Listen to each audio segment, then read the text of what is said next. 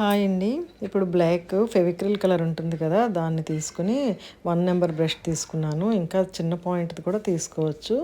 దాన్ని ఆ రకంగా నేను డ్రాయింగ్ చేశాను కదా, పెయింట్ చేసిన దాని మీద ఆ షేప్ ఇవ్వడానికి ఆ రకంగా పెటల్ షేప్లో ఇచ్చేస్తున్నానండి. ఫ్లవర్స్కి అంతా ఇలా ఫినిషింగ్ చేసుకున్న తర్వాత మధ్యలో పొలెన్స్కి జస్ట్ డాట్స్లా పెట్టుకుంటున్నాను. లీఫ్ కూడా లీఫ్ షేప్లో ఇస్తూ అవుట్లైన్ ఇచ్చేస్తూ ఫ్రీ హ్యాండ్లో జస్ట్ ఈనెలు ఇచ్చేసానండి. బ్లాక్తో అయిపోయింది. ఇప్పుడు అవుట్లైనర్, గోల్డ్ అవుట్లైనర్ తీసుకుని ఇంకా నీట్గా ఫినిషింగ్ రావడానికి, అంటే కొంచెం షో ఇస్తుంది, జస్ట్ డాట్స్ పెడుతున్నాను. ఇప్పుడు దాంతో కూడా చిన్న చిన్న ఈనెల్లాగా ఇస్తున్నాను. సో ఇది అవుట్లైనర్తో ఫినిషింగ్ అనమాట.